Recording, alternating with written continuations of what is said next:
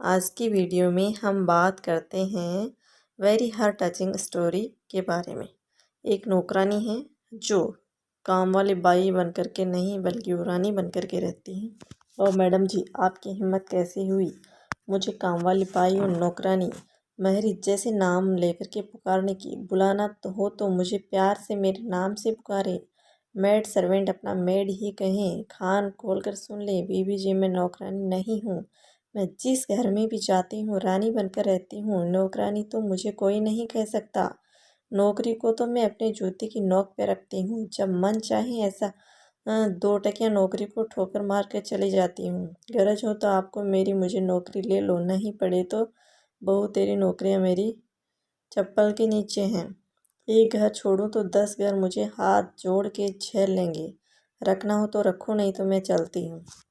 एक बार अच्छी तरह समझ लो बीबी जी, काम तो मैं अपनी शर्तों पर करती हूँ। अगर आपको मुझे काम पर रखना है तो टाइम की पाबंदी का कोई नाटक नहीं चलेगा। मैं आपके साहब की तरह ऑफिस में काम नहीं करती हूँ जहाँ समय पर पहुँचना जरूरी हो। मैं तो आराम से अपने घर के काम निपटा कर सज धज कर काम पर पहुँचती हूँ। इसलिए टाइम को लेकर के मुझे झिकझिक करने की कोई ज़रूरत नहीं है, समझिए आप।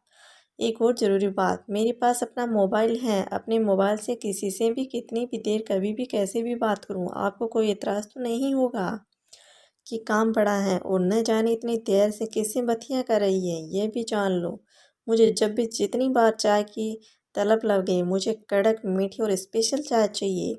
उसके बगैर तो मैं हाथ पैर ही नहीं चलते हैं। चाय के लिए आप मुझे रोकेगी टोकेगी नहीं। और हाँ मेम साहब, यह तो बात बताना भूल ही गई हूँ कि दोपहर को मुझे टीवी पर अपने पसंदीदा सीरियल भी देखने होते हैं। यदि मैं फुल स्पीड पर पंखा चलाकर सीरियल या मूवी नहीं देखूँ तो आपकी आंखों में खटकना नहीं चाहिए। यह सब भी सोचिए।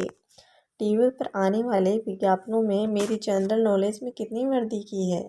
मैंने उन्हीं से जाना है कि किस बर्तन साफ करने वाले पाउडर में 100 नींबू की शक्ति है और किस डिटर्जेंट में 10 हाथ की धुलाई का दम है। ये सारे विज्ञापन हम जैसी मेड सर्वेंट के लिए ही तो हैं, ताकि हमें कम मेहनत करनी पड़े और हाथ मुलायम बने रहे। मैं कहूँ उसके पहले ही आपको ये सब चीज़ बाजार से लाकर रखनी होगी।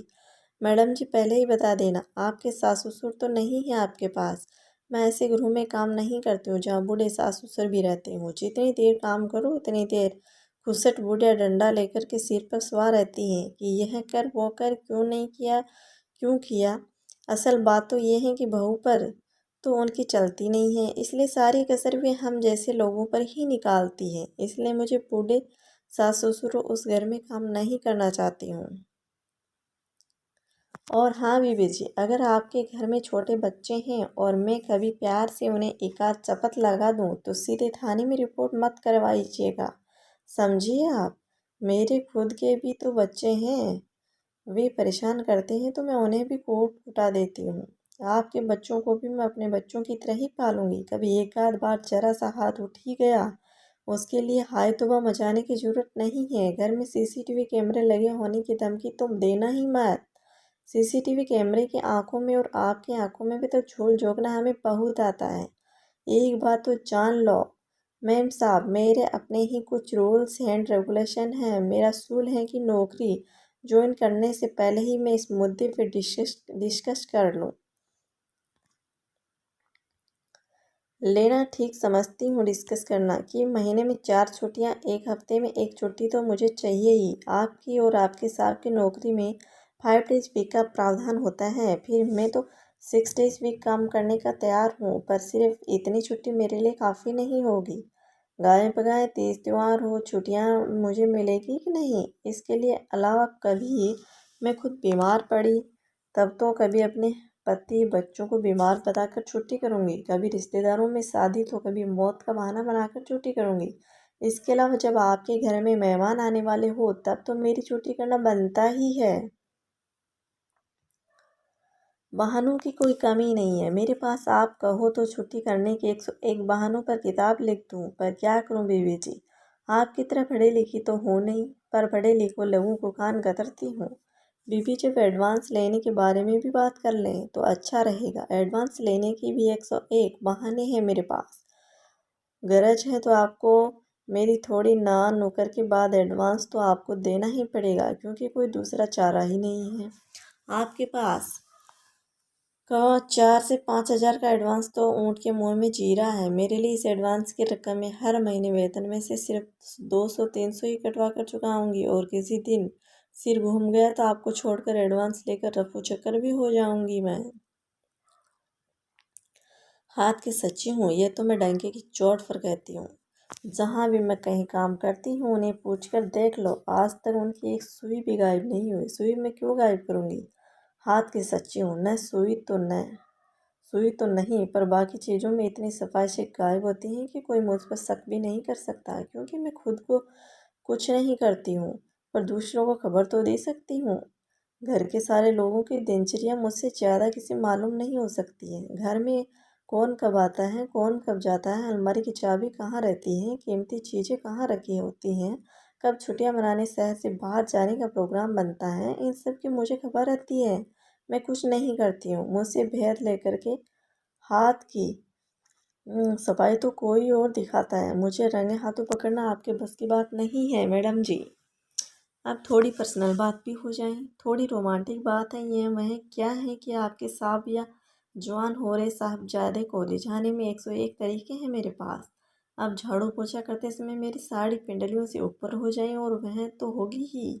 आपके दिए लॉकेट ब्लाउज के अंदर उसकी निगाहें फिसल फिसल कर जाएं, उन्हें कुछ कुछ होने लग जाएं, तो आप मुझे कोई दोष न देना। ये लॉकेट ब्लाउज तो आपने ही दिया था ना मुझे।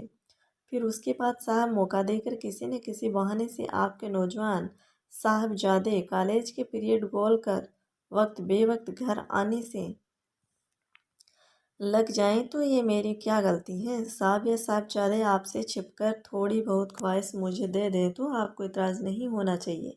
वैसे ऐसी बातों की मैं आपको कानो कान खबर तो होने नहीं दूंगी बीबी जी।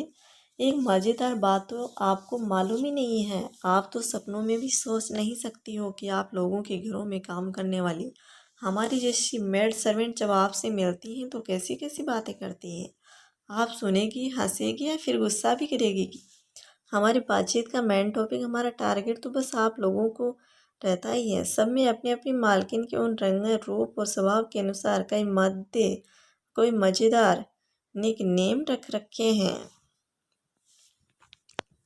वो निक नेम ये हैं, किसी की मालकिन उनकी नज़र में काली मोटी भैंस है तो कोई अजगर की तरह है, सारा दिन बिस्तर बस अलसाई पड़ी रहती है। किसी की मालकिन बिल्ली की तरह चटोरी है तो कोई फैशन कर दी भर मेंढकी की तरह फुदकती रहती हैं। कोई बूढ़ी घोड़ी लाल लगाम है तो कोई जासूस करमचंद की तरह जासूसी करती है। अरे बीबी जी, हमने आप लोगों के ऐसे ऐसे नाम रखे हैं, आपके ऐसी ऐसी मिमिक्री करती हैं, ऐसी ऐसी नकल उतारती हैं कि आप सुन ले तो चुल्लू पर पानी में डूब मरे। किसी दिन हम छुट्टी कर दें तो घर के काम करने में कैसे आपको नानी याद आती है, इसकी एक्टिंग करके तो हम लोटपोट ही हो जाते हैं।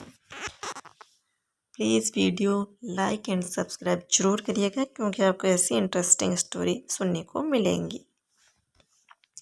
हमारे मन का गुबार या पेट का अफरा कई तरह से निकलता है।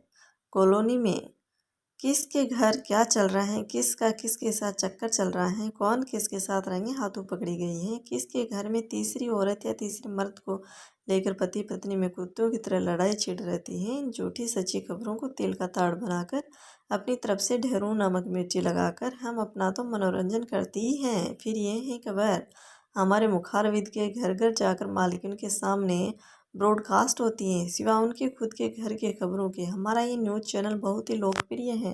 हमारी मालकिन को ब्लैकमेल करना मुझे बहुत आता है। त्योहारों पर इनाम और दिवाली पर 1 महीने का वेतन लेना भी बहुत आता है। शिकायत लेकर थाना, ऐसी बातें हो जाती हैं तो शिकायत लेकर थाना मत चले जाना। कचहरी जाने में हमें कोई डर नहीं है, क्योंकि अंत जीत हमारी ही होनी है। कानून तो हमेशा चाहे कोई भी दोषी हो। ससुराल विरुद्ध बहू के केस में बहू का, मकान मालिक विरुद्ध किराएदार में किराएदार का पक्ष लेता है। इसलिए मालकिन विरुद्ध नौकरानी में नौकरानी का ही पक्ष लेगा।